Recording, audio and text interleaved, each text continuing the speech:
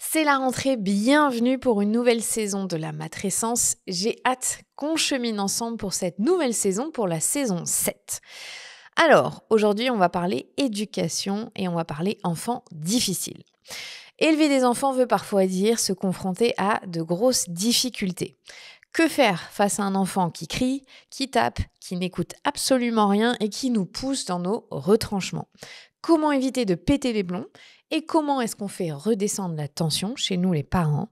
Parce que ces enfants dits difficiles, insupportables, viennent appuyer là où ça fait mal. Docteur Anne Reynaud, médecin psychiatre, fondatrice des Instituts de la parentalité en France et autrice, revient pour la 4e fois dans le podcast et j'en suis ravie. Anne nous embarque dans le monde merveilleux de la théorie de l'attachement pour nous donner les clés essentielles pour apaiser nos relations à nos enfants qui sont intenses. Oui, ces enfants sont épuisants, sont challengeants, mais Anne vous aide à travers cet épisode à trouver des solutions efficaces. Surtout, n'hésitez pas à faire passer cet épisode autour de vous et je vous souhaite une très bonne écoute. Bonjour Anne. Bonjour Clémentine. Je suis ravie de te recevoir ici dans le studio. Magnifique. Parce qu'on a fait 2 épisodes ensemble et c'était dans ton bureau à chaque fois. C'est vrai. Il y avait moins de lumière. On n'avait pas filmé, on était vraiment sur du podcast, du son. Donc cet épisode, on peut le voir sur YouTube et je suis ravie de te recevoir une 3e fois en 4 ans, 5 ans. Parce qu'aujourd'hui, on va s'intéresser à un sujet qui touche les parents, évidemment, sur les enfants dits difficiles, débordants, compliqués, insupportables, même on peut dire parfois. Mais d'abord, j'aimerais te poser la question, est-ce que aujourd'hui, en 2024, c'est difficile d'élever des enfants? Est-ce que c'est plus difficile qu'avant? En tout cas, moi, ça me semble plus difficile et quand je rencontre les parents, j'ai l'impression que ça se complexifie avec le temps. Je sais pas si c'était plus facile avant par rapport au contexte, j'y étais pas, mais j'entends effectivement des parents de plus en plus en difficulté qui sont soumis à vraiment ce culte de la performance, du parent parfait. Ça commence un peu à se déconstruire depuis quelques mois, mais ça reste encore une pression importante sur les parents et puis des conditions de vie et de société qui sont quand même de plus en plus complexes et puis qui sont de plus en plus insécurisantes. Et tu sais très bien que, effectivement, mon socle de travail, c'est la sécurité émotionnelle de l'enfant et du coup du parent.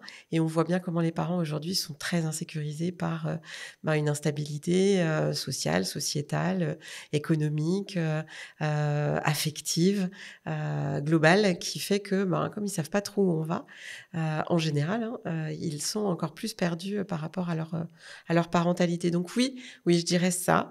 Et puis, c'est surtout de les entendre, en fait, de les écouter. Les parents aujourd'hui sont quand même soumis à des attendus normatifs, des attendus normatifs plutôt très élevés. L'enfant, il doit faire ça à tel âge, se comporter de telle et telle manière. Je pense que notre niveau de tolérance vis-à-vis de l'enfant, il a aussi beaucoup évolué et qu'on attend de nos enfants beaucoup, beaucoup trop de choses. Qui donne un poids, une charge mentale aux parents qui me semble encore plus importante. Donc oui, ça me semble encore plus difficile quand même. Et c'est vrai que dans le contexte, il y a aussi cette éco-anxiété qui arrive en se disant on met des enfants au monde, mais pour quel monde? Est-ce que ça vaut la peine finalement? Est-ce que c'est un fardeau qu'on porte déjà dès la petite enfance au final? Oui, t'as raison d'insister là-dessus parce que ça vient aussi dire que aujourd'hui, même si c'est pas toujours le cas, mais quand même de manière majoritaire, on choisit à quel moment on a son enfant. Avant, la contraception, c'était absolument impensable. Finalement, on accueillait l'enfant comme un cadeau. On se disait, bon, c'est pas le moment, mais voilà, je vais l'accueillir. Aujourd'hui, on décide et à quel moment notre vie professionnelle, personnelle, matérielle, et on va du coup attendre beaucoup, beaucoup de choses de l'enfant. Et en même temps, on va se dire, mais oui, effectivement, quel sens ça a? On voit les mouvements No Kids de donner vie à un enfant, alors que la planète va mal, elle est déjà surpeuplée. Qu'est-ce que je vais encore apporter? Moi, j'ai des proches qui ont fait ce choix-là. Et qui regardent notre monde en disant mais 1, je vais pas surpeupler et 2, je ne vais pas offrir à mon enfant le monde tel que je le vois aujourd'hui, qui correspond tellement pas aux valeurs que j'imagine. Donc ouais, c'est compliqué la fonction parentale aujourd'hui. Et tu dis c'est une fonction, c'est un métier au final. Enfin voilà, c'est quelque chose qu'on vit au quotidien et qui demande tellement d'énergie. Alors je voulais te parler donc dans cet épisode évidemment de ces enfants dits complexe. Mais d'abord, j'aimerais que tu nous réexpliques ce que c'est la théorie d'attachement, les liens d'attachement et les conséquences sur notre parentalité. J'ai combien de temps Ouais, je sais, Clémentine je te demande un truc. On en a fait un épisode, mais là, il faudrait juste pour qu'on puisse avancer dans l'épisode avec un peu plus de connaissances. L'idée, c'est que bien sûr, je la résume Oui. et sans la réduire. Hein. Mais globalement, on a une méconnaissance en France de l'attachement parce que on a traduit attachment de l'anglais de John Bowlby par attachement. Et nous, on va y mettre une dimension autour de l'amour, autour de la dimension affective. Donc oui, Bowlby nous disait qu'on pouvait être affecté par l'autre, mais c'est pas parce que je suis affecté par l'autre que je l'aime. Mais en France, on a confondu tout ça et souvent, on va dire que le lien d'attachement va du parent à l'enfant en disant « cette mère est très attachée à son enfant ». Là, je parle pas du tout théorie de l'attachement, j'ai le droit de le dire, mais je parle pas théorie de l'attachement. La théorie de l'attachement, elle vient nous expliquer qu'au fond, tout individu a un certain nombre de besoins qu'on va appeler les besoins fondamentaux. Ça fait un peu référence à la pyramide de Maslow aussi. Donc, on a un certain nombre de besoins, mais aujourd'hui, cette pyramide de Maslow, elle est un peu requestionnée parce qu'on se rend compte que c'est pas aussi progressif que ce que nous a proposé Maslow. Et globalement, au milieu de ces besoins fondamentaux, il y a un besoin qui est comme un prérequis, qui l'emporte sur les autres besoins, c'est le besoin de sécurité. On appelle même ça un méta-besoin de sécurité. Ça veut dire que si je suis pas en sécurité, je peux pas explorer, je peux pas me construire, je peux pas accepter l'autorité, je peux pas me faire confiance ou faire confiance aux autres. Bref, ce méta-besoin de sécurité, en fait, il est en résonance avec la théorie de l'attachement parce que un mec, John Bowlby, pédopsychiatre anglais, nous a expliqué et a fait l'hypothèse que finalement, pour se construire, on a besoin de construire des liens avec une personne qui est censée être plus forte et plus sage et qui va nous apporter protection et réconfort quand je me sens menacée. C'est pour ça qu'on a une vraie méconnaissance en France, et je l'affirme, sur la théorie de l'attachement. On a toujours l'impression que c'est un lien affectif durable entre deux personnes. Non, c'est l'enfant qui va construire un lien d'attachement avec la personne qui va lui apporter protection et réconfort à un moment de sa vie. Donc, il a les figures d'attachement, comme on dit, principales, qui vont être ses parents, ou en tout cas ceux qui vivent dans son quotidien, parents adoptants, beaux-parents. Globalement, ceux qui le guident dans son quotidien, dans sa vie.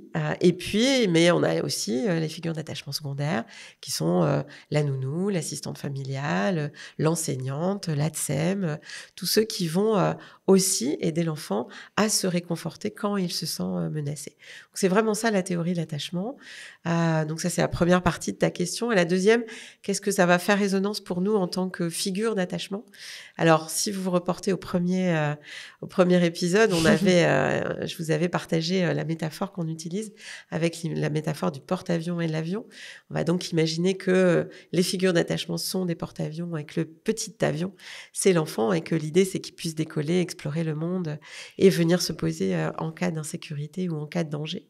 Globalement, qu'est-ce que ça va impliquer ? Ça va nous aider, cette compréhension des besoins fondamentaux, à être en tant que figure d'attachement plus sensible à ce dont a besoin le petit avion. Parce que malheureusement, le petit avion, il n'a pas forcément conscience de son besoin de sécurité et donc il n'a pas de capacité à nous l'exprimer. Il va pas venir s'approcher du porte-avions en disant « Bonjour porte-avions, j'ai besoin de me poser parce que là, je me sens en insécurité. » Il va nous envoyer des signaux et en fait, ces signaux sont codés. Et ces mayday, en fait, en tant que parent, en tant que figure d'attachement, on a un peu de mal à les décoder. Et c'est ça qu'on va pouvoir mieux apporter et mieux décoder aux parents, parce qu'une fois que le porte-avions comprend les signaux de l'enfant, c'est un petit peu magique, mais c'est pas du tout magique. La théorie d'attachement, elle est très solide, elle est très ancrée sur un plan scientifique. Il y a énormément de recherches et on en parlait, mais elle vient vraiment dans quelque chose de profond. Elle n'est pas superficielle, elle n'est pas que autour du comportement de l'enfant, mais n'empêche que le comportement, c'est les signaux du petit avion. Et voilà. Et donc, on va aider le parent à mieux comprendre et décoder pour répondre aux besoins de l'enfant. Parce qu'une fois qu'on répond aux besoins de l'enfant, il va mieux. Et le parent va mieux. Et nous aussi. Et voilà. Et il se sent plus compétent. Et du coup, on rentre dans un cercle vertueux qui est hyper doux et hyper agréable. Mais c'est vrai que ça serait tellement facile s'ils venaient nous voir dire « Je me sens en insécurité, tu peux m'aider ?» Mais c'est pas du tout ça qu'ils font. Et c'est beaucoup plus de signaux qui peuvent nous paraître agaçants, en fait, et qui font qu'on peut les rater parce qu'on n'a pas envie, on n'est pas capable, on n'est pas prêt émotionnellement à les recevoir. Et ça demande... C'est épuisant, en fait, parfois. C'est épuisant, alors que c'est assez touchant parce que finalement, on voit le petit avion qui veut se poser sur le pont du porte-avions. Le porte-avions ne comprend pas les signaux.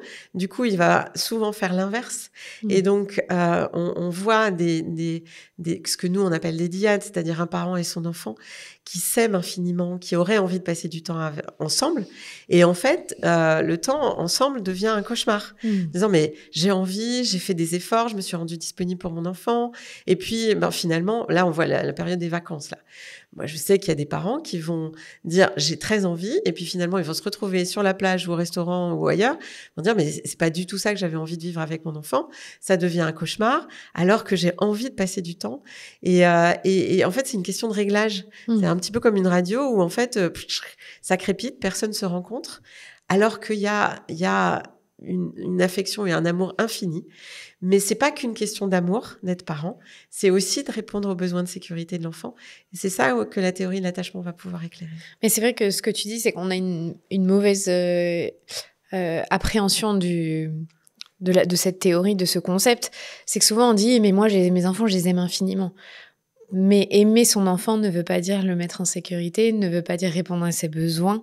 Il y a des parents très aimants qui sont très toxiques et qui ne fournissent pas la base qu'il faut pour un enfant pour qu'il s'épanouisse. Donc c'est vrai que souvent en France, on parle de ce lien d'amour qui serait au-dessus de tout. C'est ça. Mais l'amour fait pas tout. Non. C'est ce qu'il faut réaliser. C'est vraiment important de décorréler les deux choses, en fait, parce que cette confusion, elle fait beaucoup de mal à tout le monde. C'est-à-dire que le parent, souvent, il se sent pas aimé, alors que c'est pas une question d'amour, quand l'enfant vient envoyer des signaux. Et puis, pour travailler aussi dans le champ de la protection de l'enfance, ça fait aussi partie de nos réflexions, mais souvent, on veut évaluer la compétence et les compétences parentales.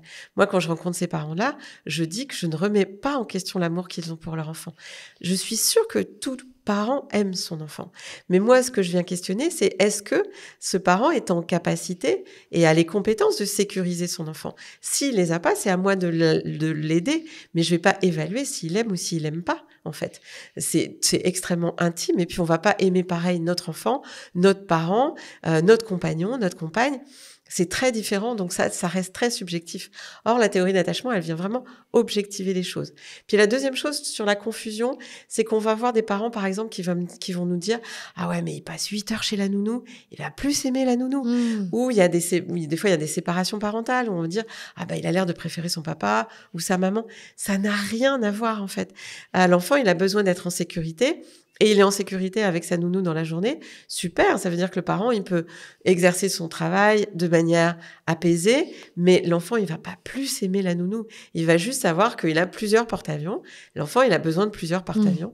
Et nous, en France, comme on fait pas cette distinction, on rend tout ça confus, et ça crée beaucoup de drames dans les familles, dans le champ de la protection de l'enfance, dans l'évaluation des compétences parentales, où on n'arrive pas à voir vraiment ce qu'arrive à faire le parent, et on va lui envoyer des signaux qui sont jugeants, alors que il fait comme il peut. Tu vois, tu as utilisé le terme de parents toxiques. C'est souvent des parents qui n'ont pas eu de porte-avions et qui savent pas faire. Donc, il n'y a pas forcément d'intentionnalité. Et si on les guide pas à comprendre les besoins du petit avion, ils vont faire comme avec eux. Et comme avec eux, on n'a pas été sensible, ils savent pas faire, tout simplement. Mais c'est ce que je disais, c'est on peut aimer notre enfant et être un parent toxique. C'est ça qui est terrible, en n'ayant pas du tout conscience d'ailleurs qu'on l'est.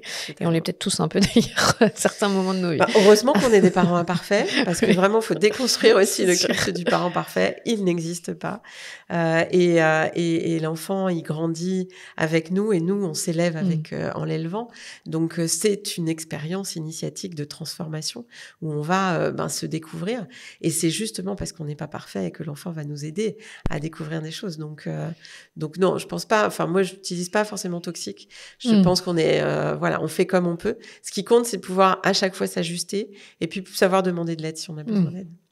Alors justement, on va parler de ces enfants qui nous envoient des signaux plus forts que les autres, on va dire. Si vous êtes parent de plusieurs enfants, vous avez peut-être visualisé ce dont je parle. C'est quoi déjà pour toi la définition d'un enfant dit insupportable, difficile, qui vient nous bousculer ? Alors, il n'y a pas de définition scientifique. J'ai fait effectivement un travail sur ce que j'ai appelé les enfants qui dérangent, parce que c'est plutôt peut-être cette terminologie qui pourrait nous aider à définir. C'est qu'on voit bien par rapport à ce qu'on vient de dire, c'est-à-dire que l'enfant, il est attendu dans une vie où on espère que finalement, il s'autonomise très vite, qu'il puisse apprendre, qu'il puisse comprendre les règles de société, être poli, mais quand même garder un esprit libre. Tu vois, franchement, on est hyper ambivalent. Sois conformiste, mais pense en fonction de ta propre pensée. Mais écoute tout ce que je te dis quand même. Mais écoute quand même tout ce que je te dis. Et puis, sois gentil avec papy et mamie à Noël, parce que quand même, sinon, on va dire que t'es mal élevé. Enfin, les parents sont soumis à des injonctions paradoxales auxquelles ils soumettent ensuite leurs enfants. Donc, c'est pas simple. Et on voit qu'effectivement, il y a des enfants qui viennent bousculer tout ça. Il y en a quand même beaucoup, beaucoup. Ils viennent nous bousculer dans nos attendus. Ils viennent aussi bousculer plus globalement nos systèmes. Moi, je travaille beaucoup avec l'école maintenant. On voit que avant, à l'école, il y avait un enfant par classe qui était un petit peu difficile à comprendre. Aujourd'hui, quand je vais dans des écoles, ils me disent c'est 3, 4, 5 par classe avec des AESH qu'on appelle maintenant des aides scolaires. Mais avant, il y en avait très peu. Aujourd'hui, les maîtresses nous disent mais il nous en faudrait 3, 4 tellement les enfants viennent déranger le système. Donc, je pense que la définition, elle est plutôt en lien avec ce que les adultes vivent de ces enfants-là, plutôt que de l'enfant. Et c'est vraiment la réflexion que j'ai envie de mener avec toi là et avec les parents en général. C'est que cet enfant qui dérange, il vient probablement nous envoyer un signal que parfois on n'a pas trop envie de voir, et que des fois on met un peu sous le tapis. Quand on est parent, c'est un peu plus difficile parce que finalement on est un pour un dans la relation. On voit avec le monde de l'école, avec de plus en plus d'enfants qui viennent nous dire que il y a peut-être des choses à réorganiser dans nos systèmes éducatifs. D'autres le disent avant moi, et je viens pas là pointer des dysfonctionnements de l'école de manière négative. Je viens juste dire qu'aujourd'hui, au vu de la souffrance des enfants, des enseignants et des parents, il y a peut-être des choses, et moi qui voyage à l'international et qui rencontre nos collègues à l'international, ils ont beaucoup de mal à comprendre nos fonctionnements éducatifs. Et on voit aussi comment les enseignants arrivent à moins décoder les signaux des enfants. Donc c'est parfois, et je finirai là-dessus sur cette question, c'est parfois plus facile de penser que l'enfant a une pathologie et un trouble qui va justifier qu'on focalise sur l'enfant plutôt que de penser à une remise en question de nous adultes ou de nous plus globalement système, pour se dire, tiens, peut-être que s'il y a plein d'enfants qui nous disent ça gratte un peu, peut-être qu'on pourrait faire un petit peu autrement et on verrait que ça marcherait en fait. Donc ce que tu dis, c'est que cette vision de prisme par lequel on passe de se dire c'est l'enfant qui a un problème, au vu du nombre qu'on pourrait voir aujourd'hui, c'est pas tellement qu'il y en a plus qu'avant, c'est aussi parce que on les autorise aujourd'hui à exprimer leurs émotions, mais c'est l'environnement général qui n'est plus adapté aux enfants et qui crée en fait cette souffrance. Ouais, ça fait partie des hypothèses. Je ne nie pas l'existence de pathologies Bien et sûr. de troubles inhérents et intrinsèques à l'enfant, dont il est porteur par des troubles neurodéveloppementaux, par exemple. Mais je dis qu'en France, on n'est pas assez soucieux de la nature de l'environnement dans lequel, finalement, on plonge l'enfant. Pour aller dans d'autres pays, et pas que le Québec, même si j'ai un tropisme plus favorisé avec eux, mais je reviens aussi du Japon, on voit très bien qu'ils sont aussi très soucieux de ce que va vivre l'enfant dans son environnement. Nous, en fait, dès que l'enfant est en difficulté, on va focaliser sur l'enfant, mais on va pas se demander finalement si... là, je vais vous raconter l'histoire d'un petit bonhomme bonhomme-là, il est plus petit en taille, il a un problème, il est né prématurément et il a régulièrement des moqueries que lui vit réellement comme un harcèlement. Les adultes de son environnement, ils ont banalisé ça en disant c'est pas grave, tous les matins, et là, dans le jardin, le citron pressé, enfin des petites choses comme ça.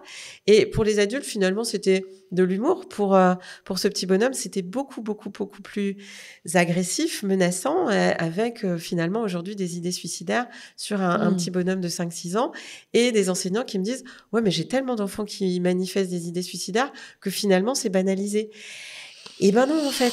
Non, là, adulte, on a la responsabilité de se dire « C'est pas normal qu'ils nous partagent ça, en fait. » Donc, je pense que l'idée, c'est de trouver une voie du milieu où on n'a pas à tout dramatiser, mais on n'a pas non plus à banaliser les signaux que les enfants nous envoient, parce que je pense qu'ils sont un peu... moi, j'aime bien l'image de... J'ai travaillé longtemps dans le Nord Pas-de-Calais, où il y avait des mines. Et en fait, les mineurs descendaient avec un petit canari qui était en fait leur sentinelle. Et s'il y avait un coup de grisou qui se préparait, les mineurs ne le sentaient pas, mais le petit oiseau le percevait et il voyait que le petit oiseau allait mal et il remontait. Moi, je pense que nos enfants, ils viennent nous dire votre système, ok, il a peut-être marché à certaines périodes de votre société, mais notre société, elle change. Et on a besoin de faire changer nos modèles éducatifs, nos modèles de pensée autour du développement de l'enfant, parce qu'on a des connaissances qui s'actualisent. Et leurs signaux, leurs stigmates de leur souffrance viennent nous dire ben oui, j'entends qu'il y a des règles et qu'il faut qu'ils répondent à toutes les règles, mais parfois, il y a des règles qu'il faut faire évoluer en fonction de ce qu'on connaît de leurs besoins. Qu'on se connaît aussi en termes d'apprentissage aujourd'hui, dans les méthodes d'apprentissage. On sait ce qui marche. On sait ce qui marche, on sait ce qui marche plus. On a l'intelligence artificielle, on sait que apprendre du par cœur aujourd'hui, ils ont accès sur Internet. Donc, c'est plutôt apprendre leur esprit critique, leur curiosité. Et on voit que nos systèmes, ils sont quand même très ancrés dans des choses plus anciennes et leur transformation, leur mutation est beaucoup plus compliquée à faire. Mais pour autant, nos enfants, s'ils sont toujours soumis à ça, comme les petits canaris viennent nous dire help, peut-être faire évoluer les choses, en fait. C'est intéressant aussi la métaphore que tu donnes, ou même quand tu parles de l'environnement qui serait problématique. Il y a une métaphore que j'aime bien aussi en jardinage. Tu sais, quand une plante elle est en train de mourir quelque part, on se dit pas que le problème c'est la plante.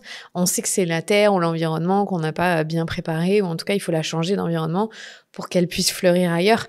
Et on n'a jamais cette réflexion avec les enfants, en fait. Jamais. Ou il y a aussi l'exemple du sirop antitussif. On tousse et on se dit je vais prendre un sirop, mais s'il y a un toxique, une substance qui est là sans arrêt et qu'on n'enlève pas la substance, on peut prendre du sirop antitussif, il va pas marcher en fait. Donc c'est tout ça, c'est le même exemple, mais effectivement avec l'enfant il y a quelque chose qui ne se pense pas. Je ne sais pas pourquoi. On se met plus à la place de l'enfant alors qu'on a été enfant. Et on leur demande de subir des choses qui sont insupportables. Je vais le dire là parce que c'est important, mais on a mis là un plan maternel qui fait qu'on estime que en mettant du français et des maths pour les petits de 3-4 ans, ils vont être meilleurs au collège. Les pays à l'international, ils nous regardent, ils sont sidérés. Là, j'ai rencontré le ministre du Québec, il m'a dit, pour vrai, vous faites ça à vos enfants, quoi. On sait que ça marche pas. Mais voilà, donc si on peut participer à faire évoluer les choses, tant mieux. Oui, tu veux dire qu'on n'est pas encore sur les pédagogies qui passent par le jeu, par l'exploration, à ces âges-là où c'est très important. On veut repartir sur de l'académique et avoir les meilleures notes pour faire illusion qu'à l'international, on a des bons résultats pour nos élèves. C'est exactement ça. Et juste pour le Québec, on pourrait dire il n'y a pas de scolarité avant 6-7 ans et même on peut la retarder s'ils ne se sentent pas prêts. Et ils sont dans les 5 premiers au classement PISA. Donc, en fait, on voit très bien que c'est pas en commençant les fondamentaux à 3-4 ans qu'on arrivera finalement à avoir un bon classement PISA. Parce que en plus, ces attendus pour ces très jeunes enfants sont menaçants. Et là, on va revenir aux besoins de sécurité. Plus ils sont menaçants, plus l'enfant va se verrouiller sur un mode survie, moins il va explorer et plus l'enseignant sera en difficulté en se disant mais en fait il apprend pas, mais en fait c'est juste pas en lien avec les connaissances actualisées en termes de développement de l'enfant. Alors c'est drôle parce qu'ici, tu vois, on est dans une rue où juste en face, il y a l'INSPE, donc c'est là où on forme les prochains enseignants, Voilà. enseignantes de la région. Mais je crois que tes connaissances, en tout cas, elles n'ont pas encore traversé, Non. malheureusement, jusque de l'autre côté de la rue. Prochaine fois. Ouais, je sais. Heureusement, il y a des enseignants qui se forment eux-mêmes, Oui. mais c'est le système aujourd'hui dont on parle qui n'est pas encore adapté. Ouais, c'est pas les personnes. Non, évidemment. Comment est-ce qu'on fait pour aider un enfant qu'on dit du coup difficile dans cet environnement qui n'est pas adapté à eux pour les aider à s'apaiser? C'est à nous de faire tous les efforts? Alors dans ces enfants qui dérangent, il y en a qui sont effectivement beaucoup plus bruyants. Hein, c'est ces enfants qui vont s'opposer, qui vont provoquer, qui vont ne pas vouloir obéir au moment où on a décidé, qui vont nous envoyer des signaux plutôt répulsifs. Hein. Globalement, nous on va les appeler aversifs, mais c'est vraiment ça. C'est j'ai besoin de proximité, j'ai besoin de cohérence, j'ai besoin d'être rassurée, mais je vais finalement envoyer le signal inverse. C'est-à-dire je vais provoquer, je vais insulter, je vais être un mini-ado alors que j'ai 3-4 ans. Et donc, globalement, la première chose qui nous vient, c'est qu'on va avoir plutôt un comportement pour essayer de les responsabiliser. Alors, on dit plus punitif parce que ça se dit plus cette terminologie, mais on a envie de leur montrer que c'est pas OK, en fait, qu'ils fassent ça. Mais en fait, c'est un peu comme l'iceberg. C'est que ces signaux qui nous envoient, qui peuvent être des troubles du sommeil, des refus d'alimentation, des refus de s'habiller le matin, ils traînent pour aller à l'école, ils vont taper, ils vont être agressifs. Très vite, on va penser qu'ils sont violents. En fait, ça va être le haut de l'iceberg. Le bas de l'iceberg, c'est, en fait, j'ai peur. J'ai peur parce que mon environnement n'est pas suffisamment cohérent, n'est pas suffisamment prévisible, n'est pas suffisamment stable et parfois trop menaçant.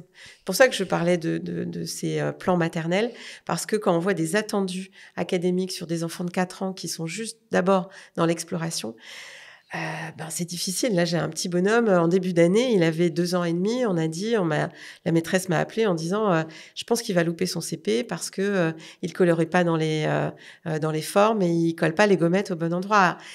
Il est en petite section de maternelle. Donc, vous voyez qu'en fait, quand on va menacer l'enfant, on va finalement activer ce système d'attachement, hein, si j'utilise mon vocabulaire un petit peu plus scientifique. Ça va être menaçant pour lui. Et quand il se sent menacé, il va utiliser toute son énergie pour essayer de se rassurer, de s'apaiser. Et s'il met son énergie là-dessus, il peut pas explorer. Il peut pas repartir explorer le monde. Donc, pour revenir à ta question, c'est si l'enfant se sent menacé, il a besoin de sentir qu'il a au moins un porte-avions sur lequel il peut venir se poser. Cette maman, quand elle est venue me voir, elle me dit, bon, est-ce que le soir je le punis? Parce que la maîtresse, là je l'ai revue en fin d'année, la maîtresse a dit, faut faire tous les devoirs de vacances là parce que franchement, il faut préparer la moyenne section. Il faut faire des devoirs de vacances en petite section? Ouais, entre la petite et la moyenne section. Et là, alors je veux pas dédire l'enseignant et critiquer directement l'enseignant, mais c'est parce que l'enseignant est lui-même menacé par des attendus en disant oui, mais s'il loupe ce CP, c'est que vous avez pas assuré en petite section en fait. Hein. Donc vous voyez comment on est dans cette chaîne d'insécurité. Et donc là, c'est que le parent puisse dire OK, écoute, maîtresse, elle a été inquiète pour toi, elle a fait tout son travail dans l'école et t'as bien avancé, parce qu'en plus, sa maîtresse a été rassurante à la fin de l'année en disant, il a fait un super travail, mais bon, ça serait bien de pas lâcher. Si, en fait, lâcher.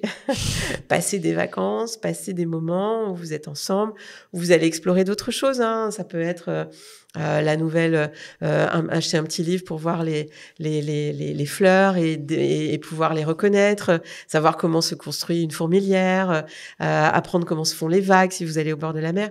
Mais ça apprendra beaucoup plus de choses à l'enfant que de faire les devoirs de vacances. Je dis pas que les devoirs de vacances sont pas pédagogiques et ludiques, mais on voit aujourd'hui, là j'ai fait quelques consultes la semaine dernière, c'est il y avait un couple où la maman elle me disait tous les matins à 11h on va faire des devoirs de vacances et le papa disait peut-être qu'on peut faire autrement. Oui, on peut se dire que dans la semaine, il y a 5 activités à organiser puis on va les intégrer dans les loisirs en fait, on va pas se poser de manière menaçante à un moment donné. Donc globalement, c'est comment, finalement, on a le sentiment que l'enfant, il est dans un environnement qui nous semble menaçant et comment nous, sans disqualifier les autres, on lui offre ces espaces de sécurité sur lesquels il va pouvoir se poser, s'apaiser et ensuite il pourra repartir explorer avec l'enseignante, avec le cahier de vacances, avec autre chose. Mais ce ne sont que des enfants. Et en fait, ce dont ils ont besoin, c'est de nous pour apprendre à explorer, à aller dans des endroits qu'ils ne connaissent pas, apprendre des choses qu'ils n'apprennent pas forcément dans le milieu scolaire. La dernière fois, j'ai eu ce petit bonhomme là qui avait des idées suicidaires. Il me dit, tu sais, en fait, Louis XIV, je m'en fous, en fait, je vais pas le rencontrer dans la rue. Hein. Bon, d'accord, il a habité Versailles, mais moi, ce qui m'intéresse, c'est les gens qui vivent maintenant, dans mon monde de maintenant. Et puis après, il me dit, bon, la géographie. Alors, on m'apprend que les clémentines, elles vont pousser en Espagne. Mais tu sais, quand je vais au supermarché, c'est écrit d'où ça vient, en fait. Donc, en fait, ils nous apprennent, ces enfants, que tout ça, c'est des informations dont ils ont déjà accès. Ce qu'ils attendent de nous, c'est les aider à explorer à des endroits où ils imagineraient pas aller, en fait. Et les enfants d'aujourd'hui, c'est vraiment ce qu'ils nous disent. Et plus on va les contraindre dans des carcans qui correspondent à nos propres représentations, plus ils vont nous dire, hey, mais réveillez-vous. Nous, on aurait envie d'aller voir comment ça se passe sur Mars, sur la Lune, sur les animaux, sur la pensée, sur la philosophie, sur l'astronomie. Ils sont très curieux, en fait, de tout ça. Donc là, tu parles dans le cadre scolaire, où il y a des difficultés avec le système scolaire, si on dit comme ça. Ça se passe comment quand un enfant a un comportement dit turbulent? Tu as parlé des enfants agressifs au sein du cadre familial avec nous, les parents, et où on n'a plus les clés. On ne sait pas quoi faire. Déjà, ça veut dire quoi un enfant qui est dans l'agressivité permanente et qui manifeste ça, ce rejet un peu? Et qu'est-ce qu'on peut faire pour inverser? Alors, en fait, ces enfants-là, ils viennent nous dire, j'adorerais être sur mon porte-avions, mais en fait, le porte-avions a l'air très occupé. Peut-être qu'il y a d'autres petits avions qui se posent et qui sont très présents aussi sur le porte-avions. Donc l'enfant, il n'est pas jaloux des autres avions, il est surtout soucieux d'avoir suffisamment de disponibilité pour que lui-même fasse le plein de sécurité. Et donc ça arrive souvent chez les enfants, dans la fratrie, pour le 2e ou le 3e. Le premier, il a souvent connu l'exclusivité du porte-avions. Donc il a pu se nourrir et il a pu apprendre à quel moment le porte-avions était dispo ou pas dispo. On se rend compte quand on accompagne des familles où il y a plus de petits avions, on leur dit, est-ce qu'il y a des temps privilégiés avec les plus petits? Ah non, en fait, on fait des jeux ensemble, on est toujours tous ensemble. Mais sauf que le cadet ou le 3e ou les suivants, s'il y en a plus, ils n'ont jamais ce sentiment-là. Et quand ils l'ont, ça leur semble toujours des miettes et toujours beaucoup trop court, en fait. Donc, ils vont nous envoyer des signaux pour nous dire, j'ai besoin de me poser sur le pont du porte-avions. Et c'est là où on va retrouver les signaux dont on a parlé tout à l'heure, c'est que ça va être des signaux aversifs. Au lieu de nous dire « ça serait bien que tu sois un peu disponible », alors de temps en temps, on est un peu disponible, mais finalement, pour l'enfant, c'est jamais suffisant. C'est pas suffisant pour qu'il fasse le plein de sécurité. Et donc, il vient ressolliciter la proximité du porte-avions. Et en ressollicitant, il va plutôt être opposant, aversif, et il va être plutôt répulsif. Et globalement, cet enfant-là, on va lui dire plus tard, ou je serai disponible quand tu seras gentil, ou on verra quand tu seras plus gentil avec moi. Enfin, vraiment, on est dans quelque chose où on va attendre de lui. Sauf qu'il peut pas le faire, en fait. Et plus il est répulsif, plus nous on le rejette, plus on l'éloigne, moins il fait le plein. Et là, vous voyez le cercle vicieux duquel l'enfant seul ne peut pas sortir. C'est-à-dire qu'un enfant ne peut pas retrouver sa sécurité émotionnelle seul. Il a besoin que l'adulte prenne sur lui. Et donc souvent, il faut aider le parent à se dire « ouais, c'est pas celui vers lequel vous avez envie d'aller. C'est pas celui avec lequel, finalement, vous auriez envie de privilégier du temps. Pourtant, c'est lui qui, là, en a besoin. » Donc ça, c'est d'abord ça. Et de se dire d'arrêter d'attendre qu'il soit gentil pour être gentil, parce que ça, vous allez attendre longtemps. Il est perdu, il a peur. En fait, au-delà de l'agressivité, et c'est ça qu'on fait vraiment passer et qu'on a vraiment envie de transmettre aux parents, ou à toute figure d'attachement, c'est ces enfants qui sont agressifs, qu'on va pouvoir étiqueter comme violents. En fait, la violence, c'est pas une intentionnalité. L'agressivité, elle est le témoin de leur peur. Parce que si je reviens à mettre à besoin de sécurité, quand on a peur, on a 3 stratégies. Vous connaissez les 3 F. Soit je fuis. Donc ça, c'est des enfants trop sages qui parfois nous rassurent à tort. Soit on attaque, fight. On va chercher la bagarre, mais parce que en fait j'ai peur et que ma peur, je vais la transformer en agressivité. Comme ça, au moins, je suis sûre de pas mourir. Soit je me fige. Voilà. Et là, je suis très désorganisée. Et là, c'est encore autre chose. Mais l'enfant qui attaque, l'enfant qui agresse, cet enfant, il a d'abord peur. Et si déjà on peut le regarder comme ça en disant, waouh, il y a quelque chose qui lui fait peur. Comment je peux le rassurer? Et c'est pas finalement en le regardant de haut, en lui donnant des menaces, en l'excluant, que finalement on va le rassurer. On va au contraire encore plus lui faire peur. Et plus il a peur, plus il va manifester sa peur. Et on va retomber dans ce cercle vicieux. Donc la première chose à faire, avant d'avoir des méthodes un peu toutes faites, parce que moi je suis pas pour les méthodes toutes faites, je pense que c'est unique d'être parent et on peut avoir 3 enfants et réaliser que les 3 enfants n'ont pas les mêmes besoins. Donc je pense qu'il y a des clés de décodage, on va mieux comprendre comment décoder l'enfant, mais c'est d'abord de pouvoir regarder l'enfant autrement en tant que parent, de se dire tiens, cet enfant qui vient m'hyper solliciter, en fait, il a envie d'être avec moi, même si moi j'ai plus envie d'être avec lui. Et je vais devoir prendre sur moi en tant qu'adulte, en tant que parent, pour même si j'ai pas envie, faire cet effort de passer du temps avec lui, même si c'est pas reconnaissant tout de suite et même si ça me semble pas efficient tout de suite, parce que c'est ça dont il a besoin. Et il a besoin de moi, en fait. Donc ça, c'est la première chose. Et la deuxième chose que nous, on travaille, c'est qu'on met en place ce que j'appelle des temps précieux. C'est qu'on va offrir à cet enfant un temps dédié qui a vraiment un format très spécifique. Sinon, l'enfant, il l'intègre pas comme ça. Parce que les parents, souvent, ils nous disent « Mais non, mais c'est bon, je passe du temps avec lui, je suis là, je fais à manger, et puis je suis avec lui. » Mais non, en fait, on n'est pas avec Ou je suis sur mon téléphone. Ou je suis sur mon téléphone, et ça, c'est majeur. Il suffit qu'on soit, nous, avec un autre adulte qui soit sur son téléphone. On se rend compte qu'il n'est pas du tout disponible, même s'il nous rassure sur sa disponibilité. Elle est très vaine, et nos enfants sont quand même soumis. Là, il y a de plus en plus de recherches sur les écrans des adultes. Et c'était une des publications des 3 jours précédents là sur la recherche. Oui, ça vient toucher la disponibilité. Et du coup, l'enfant, il a cette information qu'on n'est pas disponible. Donc, s'il a peur qu'on soit pas disponible, il va envoyer les signaux et il va être reparti. C'est un enfant qui peut taper, qui peut nous taper en tant qu'adulte, qui peut crier, qui peut nous réveiller la nuit, qui peut refuser de manger, refuser de s'habiller. C'est tous ces signaux-là qui viennent nous dire « Hey, stop, pause, déconnecte. » On n'a pas besoin non plus finalement de faire que des ateliers de pleine conscience. Hein. Soyons avec nos enfants. Ils nous imposent la pleine conscience direct. C'est clair. Des économies, globalement. Mais globalement, c'est 1, on va voir différemment l'enfant. Et 2, on lui offre ces temps précieux. Donc, c'est des temps dédiés où on va se donner un quart d'heure. On montre le quart d'heure à l'enfant. Pendant ce quart d'heure, il n'y a rien qui vient nous interférer. Pas les frères et sœurs. Pas les frères et sœurs, et ça, c'est pas toujours facile, parce que quand on est une famille monoparentale, il y a quand même les frères et sœurs. Il faut réussir à s'organiser, peut-être aller chercher plus tôt cet enfant-là à la crèche ou à l'école pour avoir ce temps dédié, ou avoir peut-être l'aide d'un voisin, d'une voisine qui va garder les autres pendant qu'on lui offre ce temps-là.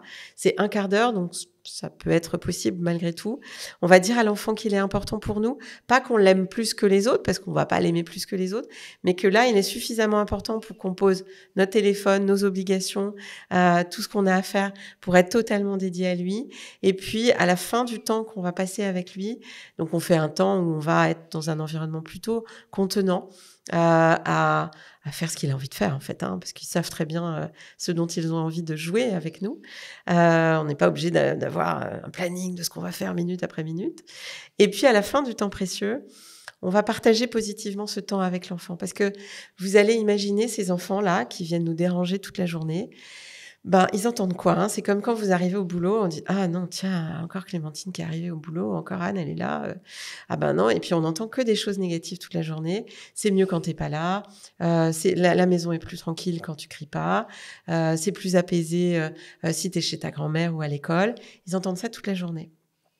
De temps en temps, on arrive à leur dire des choses positives, mais c'est pas majoritaire. Et après, on vient nous voir en disant « Il n'a pas confiance ». Oui, mais petit peu normal, puisqu'ils entendent que des choses négatives. Donc, à la fin du temps précieux, c'est de faire un retour positif avec l'enfant. Ça m'a fait plaisir d'être avec toi. C'est génial de passer du temps avec toi. Oh, j'ai découvert, moi, je fais des dessins avec les enfants, puis je montre aux parents. Ils disent, c'est pas lui qui a dessiné ça. Parce que les parents ne se rendent plus compte des compétences de ces enfants-là. Ils ne voient plus que la chose, les signaux qui dérangent, tout ce qui est très bruyant, ce qui dérange, et ils ne voient plus les compétences de ces enfants-là, alors que c'est souvent des enfants très sensibles, qui ont des hyper compétences dans certains domaines. Mais bon, c'est un peu banalisé. On le voit à l'école.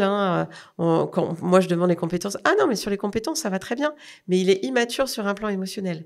Non, pas du tout, en fait. C'est des enfants qui ont des compétences, qui sont très sensibles et qui ont beaucoup d'attendus.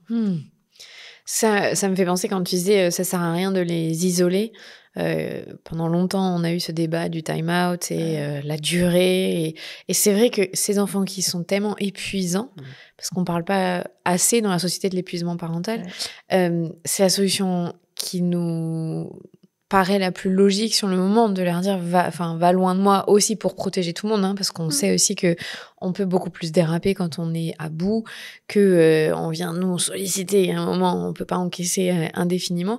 Mais ce que tu es en train d'expliquer, c'est que c'est en fait l'inverse qu'il faut faire avec ces enfants-là. Ça sert à rien de rigidifier le cadre, parce que c'est pas eux qui ont besoin d'un cadre beaucoup plus dur. Ils ont besoin de comprendre qu'il y a de la sécurité, c'est ça? J'ai pas dit de l'amour, parce que c'est vraiment, il serait pas de l'enjeu de l'amour, de cette disponibilité. C'est ça. L'idée, c'est de trouver la voie du milieu. C'est vrai que moi, je préfère qu'un parent puisse poser son enfant et le laisse pleurer plutôt que le secouer, et qu'il s'éloigne et qu'il s'apaise le temps que. Mais ces enfants-là, ils nous envoient des signaux pour retrouver cette proximité-là. Donc, c'est sûr qu'il faut pouvoir leur offrir. Après, l'idée, c'est qu'un enfant de 6 mois, c'est pas un enfant de 6 ans. Et qu'un enfant de 6 ans, on doit aussi le responsabiliser. Et OK, il a peur. On va faire en sorte que l'environnement soit plus cohérent, prévisible et stable, parce que ces enfants, ils ont besoin vraiment de ce cadre très lisible, mais on peut pas non plus tout tolérer. Donc, c'est de trouver cette juste mesure, de pas l'autoritarisme où c'est comme ça. Nous, on appelle ça l'autorité sensible, c'est-à-dire je suis sensible aux besoins de l'enfant, mais pour autant je pose un cadre, parce que le cadre, il est essentiel, et on voit très bien que s'il y a pas de cadre, là ils sont totalement perdus. Donc voilà, c'est comment on fait au milieu de tout ça en tant que parent, tout en pensant avec des idéaux éducatifs que si on met trop de cadres et qu'on dit trop souvent non, ils vont griller des neurones, etc. Non, il y a besoin d'un cadre. Il a besoin que de savoir qu'il y a des choses possibles et pas possibles. Ils ont surtout besoin d'explorer. Et tout ça, ça se joue effectivement dans la période du 18 mois, 2 ans, où l'enfant là, il va plus s'explorer et il va plus se mettre en opposition en fait. Et des enfants qui... tu vois, je pense que c'est souvent un peu un choc, l'entrée à l'école, à 3 ans, en fonction en plus de quel moment dans l'année ils sont nés. S'ils sont nés en décembre ou en janvier, ils ont quand même pas le même âge. Où d'un coup, leur comportement peut changer. Tu sais, on dit souvent, c'est un bon signe quand ils rentrent à la maison et qu'ils explosent contre vous parce qu'ils se sentent en sécurité à la maison, ils peuvent. Ça n'empêche que c'est hyper dur pour les parents de subir la décharge émotionnelle d'un enfant en fin de journée et qui peut s'intensifier ou s'amplifier avec l'entrée à l'école, par exemple. Oui, parce que ça va être menaçant pour l'enfant en fait. Alors comme tu disais, ça va dépendre de son âge, de ses expériences du passé. Même si avec l'attachement, on sait que c'est pas parce qu'il a fait 3 années de crèche qu'il est plus préparé à l'école.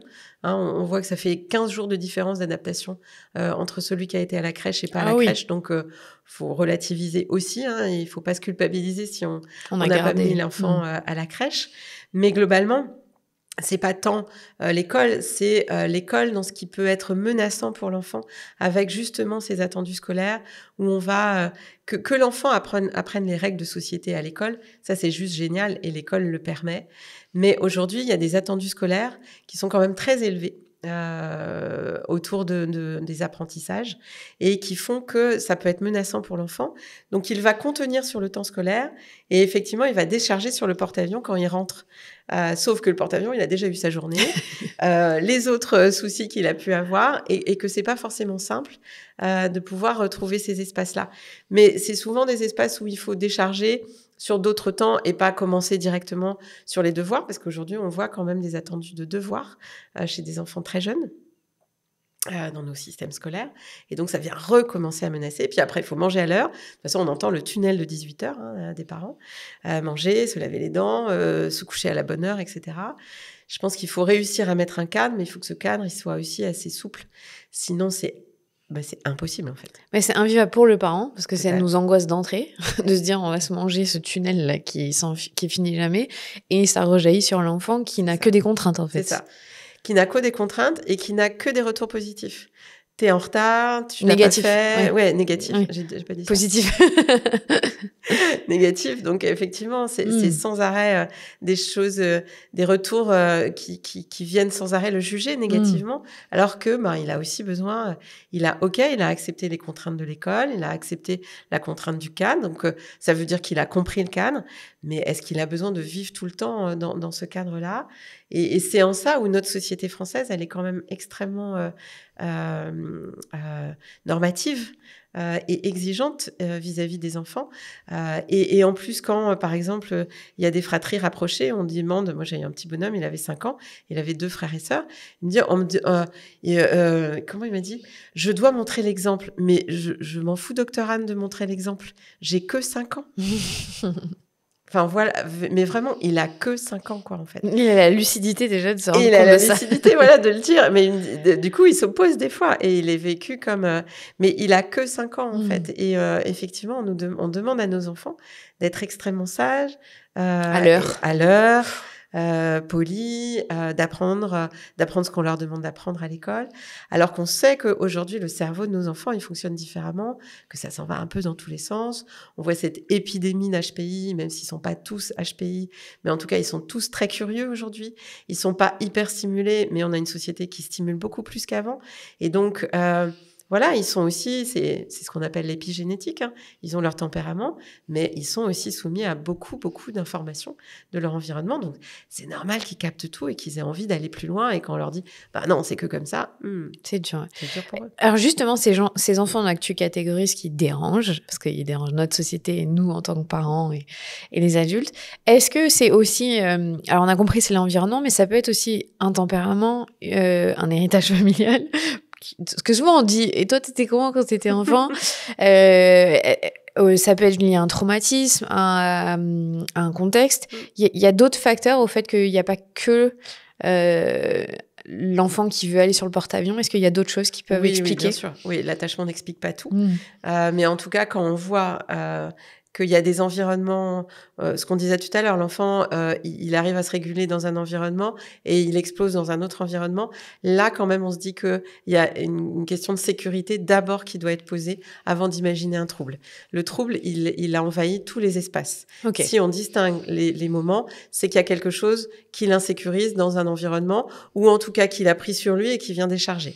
Voilà. Ensuite, oui, l'enfant, il est fait aussi de mémoire, il est fait de transgénérationnel, il est fait d'une histoire. Donc, globalement, ça fait aussi partie de lui. Il a aussi un tempérament. On connaît plus ses tempéraments. Ça fait pas très longtemps, c'est les années 80 avec les travaux de Kagan aux États-Unis. C'est hyper intéressant. Oui, il y a des enfants qui naissent plus anxieux, d'autres plus à l'aise. Il y a un certain nombre de tempéraments qui se dessinent. Malgré tout, moi, j'aurais envie de dire que il peut y avoir aussi un trouble neurodéveloppemental, hein, un tableau d'autisme, un tableau de trouble de l'attention ou un trouble attentionnel et de la... Je cherche le terme, ça doit être le début des vacances. Hyperactivité, voilà. Donc globalement, je ne nie pas ça, mais même si finalement cet enfant est porteur d'un autisme, il a besoin d'être en sécurité.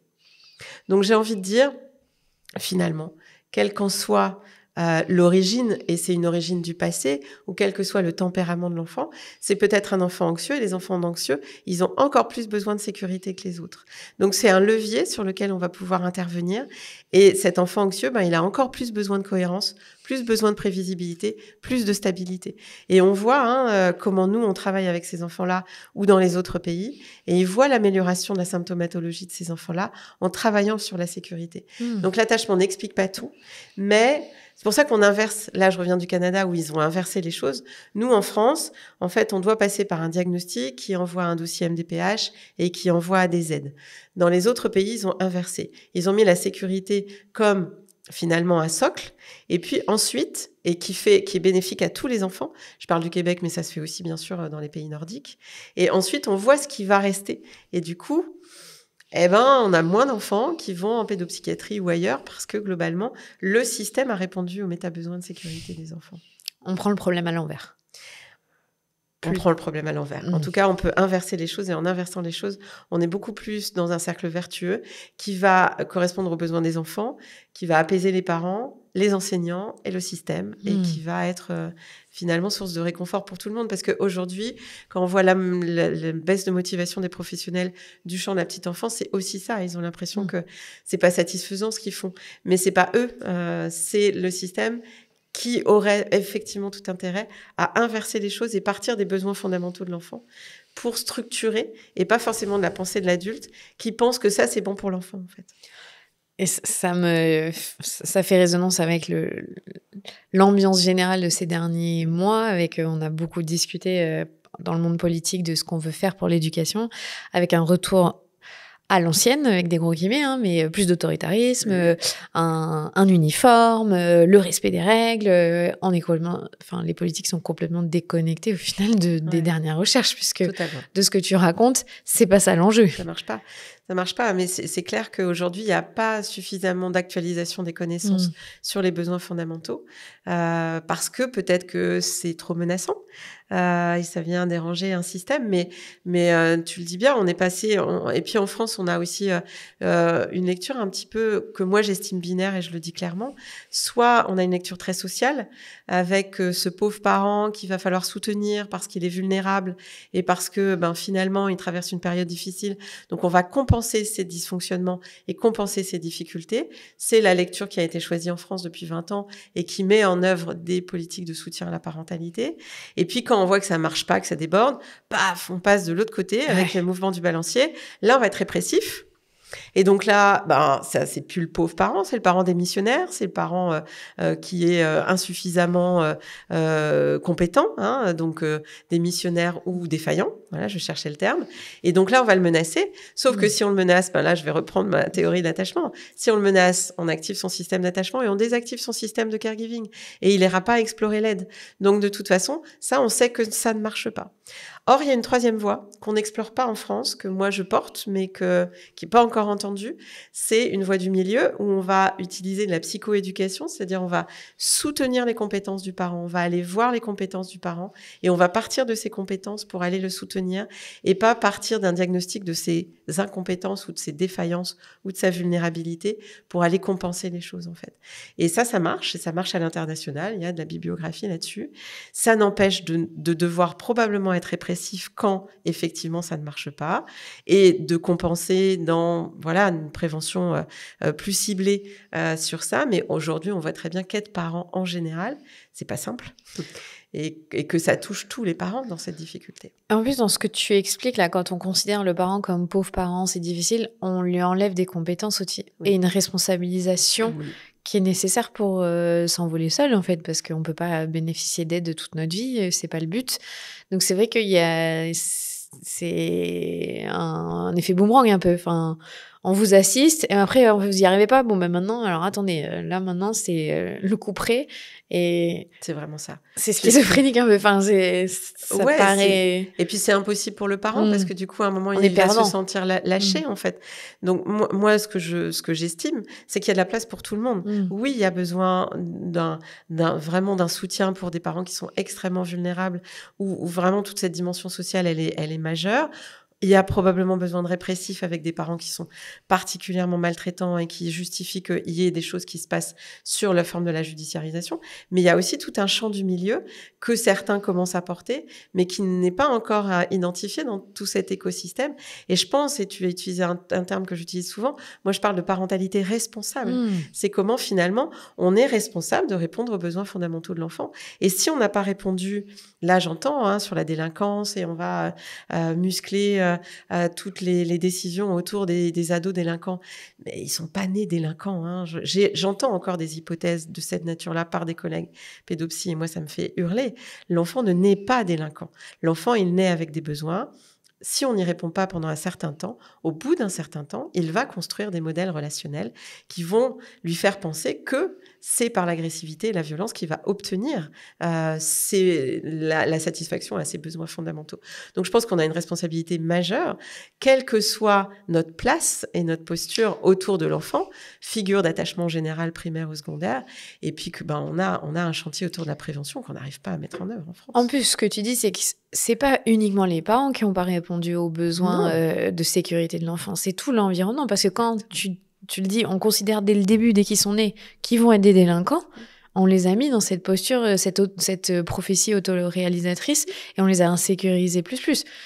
C'est terrible aujourd'hui quand on sait que dès l'entrée, dès 3 ans, on peut déterminer si l'enfant ou non, il pourra aller loin dans les études, et à quel point c'est biaisé d'entrée. Les dés, ils sont pipés, donc on comprend qu'ils aient de la colère aussi contre le système qui joue contre eux. Oui, bien sûr. Donc, c'est pour ça que alors qu'aujourd'hui, on pourrait se dire, et ce que je trouve dommage, ce que je trouve dommage, c'est que on puisse pas remettre en question ce système sous prétexte qu'il est historique. C'est les critères qu'on m'a envoyés. C'est historique, oui, mais l'histoire, elle évolue, et notre monde, il évolue, et il évolue hyper vite. Ça a pu marcher à un moment de notre société. Aujourd'hui, on va prendre ce qui marche de ce système-là, mais on va le faire évoluer avec les connaissances qui s'actualisent, et on sera tellement plus pertinent dans notre manière, d'abord d'accueillir nos enfants, d'être parents, d'être professionnels autour du champ de l'enfance, de la petite enfance, de la protection de l'enfance. Et aujourd'hui, si on est dans cette crise de la motivation, c'est parce que on n'inverse pas le système, en fait, et on s'arc-boute sur des vérités qui ne correspondent plus aux connaissances actualisées. Et l'idée, c'est de ne pas attaquer le système, mais c'est de le transformer, en fait. Et puis, ça nous permettrait de faire une société de façon plus apaisée. Oui, clairement. Il y a beaucoup de clivage et d'opposition aujourd'hui. C'est marrant cet argument de dire c'est historique, mais il y a plein de choses historiques qu'il faudrait jamais répéter, en fait. Ou apprendre de l'histoire. Oui, voilà. C'est ce qu'on apprend en histoire, d'ailleurs, qu'on doit apprendre de l'histoire. C'est exactement ça. Alors, si on recentre la discussion sur les parents qui sont face à ces enfants qui viennent leur signaler des choses, tu l'as dit, c'est à nous, parents, d'inverser ce cercle qui est néfaste, parce que c'est pas la responsabilité de nos enfants. Sauf que il y a beaucoup d'attentes envers les parents, qu'il y a de la précarité, notamment dans les familles monoparentales chez les femmes, qu'il y a beaucoup de fatigue, il y a de l'instabilité financière. Qu'est-ce que les parents peuvent faire en premier pour eux-mêmes redescendre en tension et du coup voir différemment leur enfant aussi? Tu appuies sur quelque chose de vraiment important. C'est effectivement, est-ce que ce parent a conscience des ressources qu'il peut avoir autour de lui? Parce qu'on voit beaucoup de parents qui disent « j'ai personne », en fait, il y a du monde, mais ils n'osent pas demander cette aide-là. Nous, grâce à la compréhension aussi de la théorie de l'attachement, on va comprendre pourquoi il y a plein de parents qui sont en difficulté, mais ils ont appris dans leur petite enfance que demander de l'aide était dangereux. Donc, ils ont un attachement plus distant. Exactement. Évitant.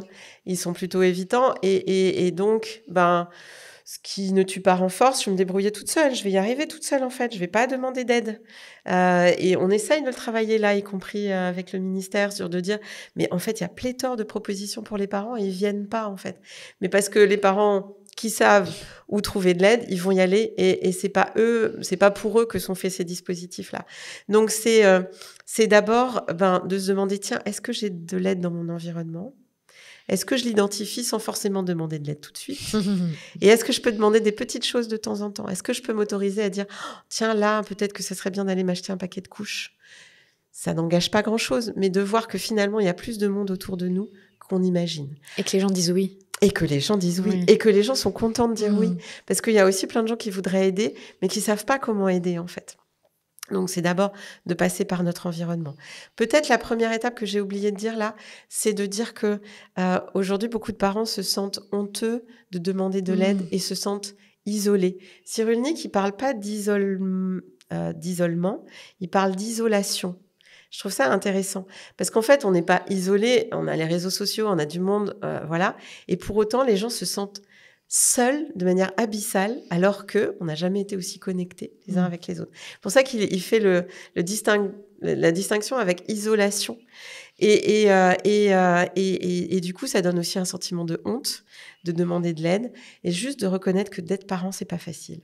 vraiment d'être parent, c'est pas facile, qu'on a le droit de demander de l'aide et que si on demande de l'aide, c'est pas honteux. Tous les parents d'avant demandaient de l'aide parce que les générations d'avant, finalement, il y avait toujours la grand-mère, l'arrière-grand-mère, la tante, avait quelqu'un dans le village et c'était normal en fait. Nous, aujourd'hui, on n'a plus cette ambiance de village et donc on pense qu'on doit se débrouiller tout seul. Pas du tout en fait. Être parent, il faut tout un village pour élever un enfant. C'est clairement nécessaire de pouvoir s'appuyer sur les autres. Donc déjà de passer par là et de réaliser aussi tout ce qu'on fait bien parce que notre société, elle pointe tout ce qu'on fait pas bien. Mais il y a quand même plein de choses que vous, parents, vous faites super bien. Ça, c'est la première chose. Ensuite, c'est de regarder discrètement s'il y a des gens autour de vous et de se dire, tiens, peut-être que je prendrais pas trop de risques à leur demander ça. Et puis de voir ce que ça donne. Et puis finalement, on se rendrait compte que on est obligé des fois de faire la fête des voisins pour réaliser qu'il y a des voisins autour de nous qui peuvent nous ramener le lait, le beurre, le pain, j'en sais rien, ou en tout cas quelque chose. Garder notre enfant. Ou garder notre enfant ou autre chose. Mais tu vois, garder notre enfant, c'est déjà un engagement.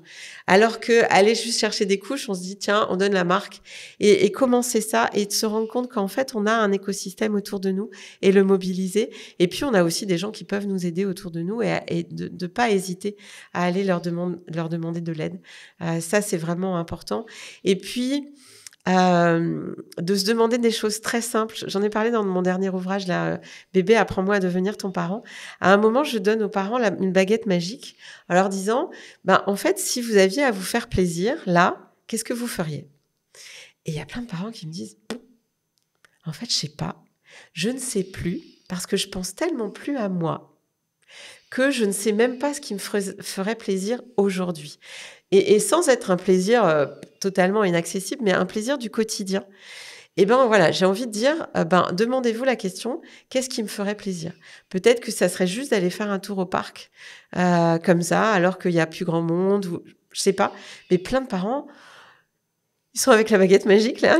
J'en ai une fausse, je prends une baguette chinoise, là. Et puis, ils disent, je sais pas. Je sais pas. Et juste vous poser cette question-là. Ça, juste ça. Et si c'est possible, de vous autoriser à le faire de temps en temps, de prendre des moments de répit. C'est comme dans l'avion. Si vous mettez pas le masque à oxygène, vous pouvez pas aider votre enfant. Et prenez aussi du temps. Est-ce qu'il y a des gens qui font des temps précieux avec vous? Est-ce que vous vous autorisez à faire ça? Donc, quand on voit des mamans, par exemple, qui ont du mal à toucher leur enfant, elles savent pas comment le changer, mais il y a personne qui les touche, elles. Personne ne les touche avec un toucher bienveillant, même un kiné, même un ostéo, enfin, des choses qui peuvent sembler banales pour beaucoup de parents, mais ils s'autorisent même plus à faire ça, en fait.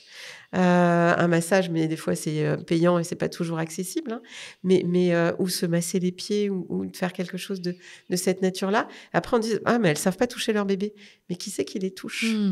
Donc revenir à des choses aussi sensorielles. Est-ce que je m'autorise à me mettre une musique, à me dire tiens j'écoute juste ce morceau que j'aime bien pour m'apaiser? Ou est-ce que on est tout le temps dans nos contraintes et voilà de passer aussi par nous. Oui, lire un livre. Lire un livre. Est-ce que aussi dans ce mécanisme-là, il y a les parents qui pensent que demander de l'aide, c'est s'exposer au rejet en plus, c'est trop dangereux. Et en plus, je suis partie dans ce cercle vicieux, je pourrais jamais réparer, donc j'essaye même plus.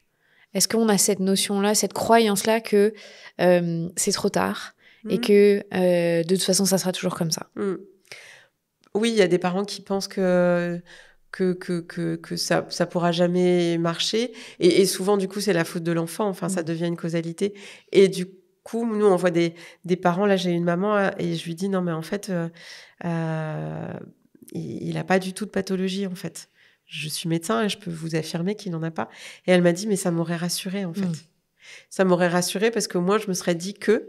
Et là, le papa, il me dit, oui, c'est pas très confortable, mais en même temps, c'est source d'espoir parce que du coup, si nous, on change un tout petit peu notre posture et que vous nous aidez à changer notre posture, ça va aller mieux. Et j'ai cette maman qui était vraiment en grande difficulté, qui est revenue la fois d'après. Donc, on a mis en place les temps précieux. Je lui ai aussi dit que je comprenais. Son bébé, il était né pendant la crise sanitaire. D'habitude, en fait, pour les autres enfants, elle avait réussi à se rendre totalement disponible pour cet enfant-là. Enfin, pour ses autres enfants quand il naissait. Et lui, il est arrivé et elle avait tous les autres enfants à la maison, en fait. Du coup, elle n'avait pas de disponibilité pour celui-là, alors qu'elle avait organisé une disponibilité pour les autres. Et elle me dit, mais j'en veux plus, je peux plus. Les parents avaient même séparé leur domicile pour avoir du répit. tellement c'était douloureux, en fait. Et elle est revenue au bout de 2 séances en me disant « J'ai à nouveau envie d'être avec lui ». Et là, on se dit « Waouh, c'est trop génial ». Mais c'est vrai que c'est un effort pour le parent de se dire qu'il va faire ce pas vers l'enfant. Mais la reconnaissance ensuite et l'apaisement, il est tellement majeur que on se dit ça valait la peine. Plutôt que de s'installer dans ce que tu disais, dans un sentiment d'incompréhension, on a des parents qui arrivent avec des enfants qui sont beaucoup plus âgés en disant on s'est jamais compris, ça fait on s'est 10 ans que jamais c'est rencontré, voilà. Et en fait, on sent bien que la rencontre s'est jamais faite. Mais la rencontre, elle peut toujours se faire. Même la maternité, on voit des mamans qui ont eu des césariennes où l'enfant il est parti en néonate et ils se disent pendant 3 semaines finalement on s'est pas beaucoup vu.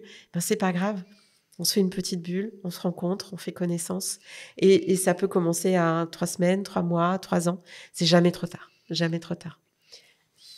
La honte, ça joue quel rôle là-dedans pour les parents qui ont honte d'être vus comme défaillants, qui ont honte de pas savoir comprendre leur enfant?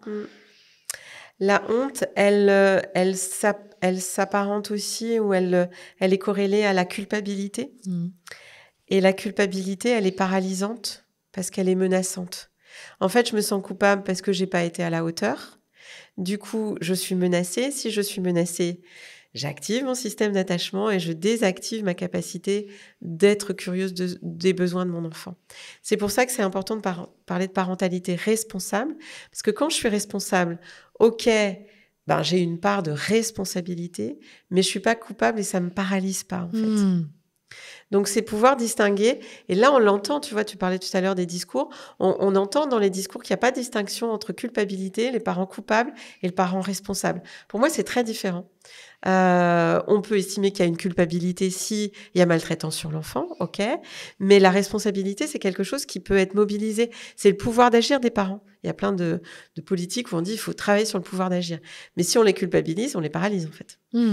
Donc, c'est comment on arrive à distinguer ces 2 points. Parce que tu vois, ces enfants qui sont, je dis encore, dits difficiles, je mets des guillemets, qui viennent provoquer chez nous un inconfort très, très puissant. C'est des enfants qui s'exposent à être beaucoup plus maltraités. Oui. Parce qu'on est épuisé, parce qu'on n'a plus de ressources et que on a été élevé dans notre société à user de la force. Et on peut avoir des gestes violents envers nos enfants. Aujourd'hui, ça commence à être compris dans la société que ça n'est plus accepté d'éduquer par la violence, même si c'est pas encore tout à fait la norme. Pour ces parents-là qui savent que c'est pas ok de taper, mais qui ont eu des gestes violents, comment est-ce que tu vas aller chercher pour leur redonner cette confiance et leur dire qu'ils sont compétents? Oui, ils ont eu un geste déplacé, mais il y a de l'espoir, en fait. Il faut déjà regarder tout ce qui va bien aussi. Oui. Il y a des choses qui vont pas, mais il y a tout ce qui va bien. Comment va l'enfant aussi, parce qu'il nous envoie aussi beaucoup de signaux. Et puis, il faut passer par d'abord restaurer le lien. Parce que si on dit juste votre enfant il est formidable, etc., ouais, peut-être avec vous, mais pas avec moi.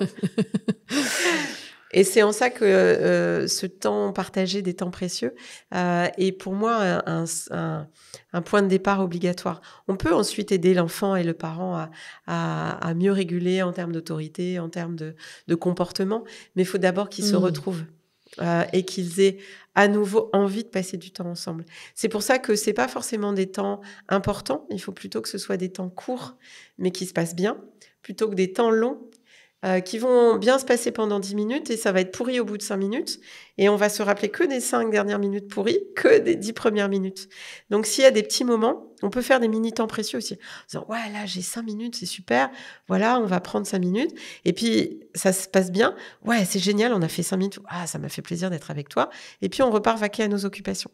Puis on en fait un certain nombre comme ça et on va retrouver le plaisir et l'élan d'aller vers l'autre, en fait. Parce qu'il n'y a plus cet élan-là. On n'a plus envie, en fait. On sait qu'on va se faire pourrir, que ça va crier, alors qu'on a fait l'effort d'aller vers l'autre. Donc, de revenir à des choses peut-être qui peuvent sembler banales, mais que notre monde qui va très vite d'aujourd'hui ne prend plus le temps de vivre. Peut-être que les vacances vont vous aider à vivre des moments comme ça, c'est une discipline que de nous les imposer dans notre monde où on se dit... Voilà, moi j'ai un enfant le soir, il me dit oui, mais papa il est pressé le matin, mais pas moi en fait. pas moi. Et papa, il m'a dit qu'il allait louper il allait plus être employé si j'arrive en retard. Mais moi, c'est pas mon travail, en fait. Donc, en fait, on contraint nos enfants à nos propres contraintes, dont on se plaint nous aussi, d'ailleurs. Qui nous stresse nous-mêmes. Et qui nous stresse nous-mêmes. Donc, je pense qu'il y a une voie du milieu. C'est pas non plus tout le monde arrive à l'heure qu'il veut. Mais globalement, nos enfants, ils sont aussi là comme les petits canaris pour nous dire vous avez aussi le droit de vous poser. Vous avez aussi le droit de vous faire plaisir. De toute façon, on l'a vu pendant la crise sanitaire. Crise sanitaire pour un certain nombre de parents, ça a été l'occasion où il y avait moins de contraintes. D'un coup de... Et de se dire, ah ouais, je suis pas obligée de courir, amener à pile à l'heure, etc. L'idée, c'est finalement de trouver un bénéfice à ça et de s'autoriser à ces temps-là, en fait.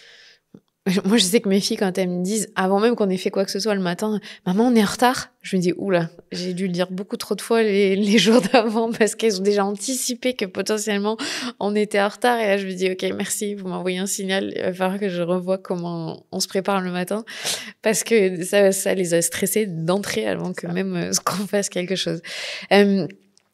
Pour les parents qui nous écoutent et qui sont perdus face à ces enfants-là, je trouve que c'est important ce que tu dis de revenir à la base parce que y a pas de méthode toute faite, mais le fait de reprendre plaisir à être avec son enfant, c'est un premier signal qui est très fort en fait. Ouais. Et est-ce que ces enfants, tu l'as dit tout à l'heure, sont des enfants peut-être un peu hypersensibles, qui perçoivent beaucoup de choses et qui en plus perçoivent encore d'autant plus le fait qu'on les rejette et qu'on n'a pas envie. Ils savent. Oui. En plus que dans ces moments-là, on est dans une relation où, donc c'est encore plus difficile pour eux. C'est ça. C'est exactement ça. Et comment on se force quand on n'a plus cette envie ?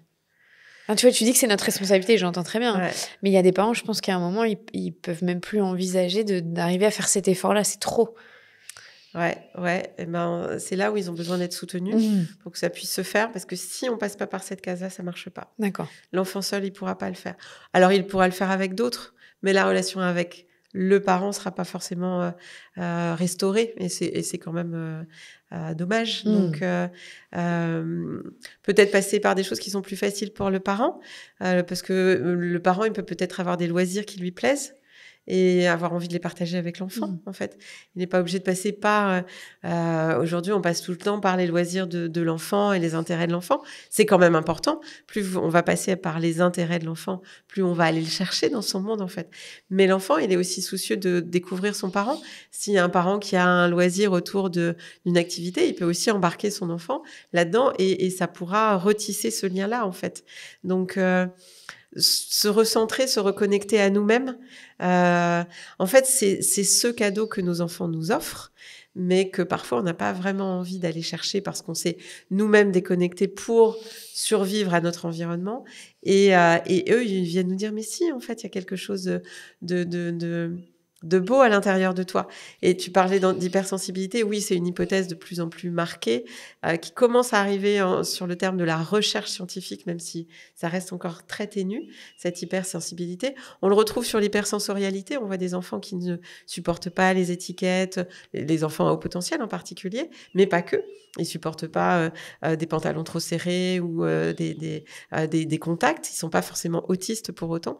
Mais on voit que cette hypersensibilité, c'est comme s'ils avaient des antennes hyper déployées sur tous les stimuli et tous les sens, en fait, qu'ils soient auditifs, visuels, sensoriels, du goût. On voit des troubles de l'oralité. Enfin, bref, ils sont plus.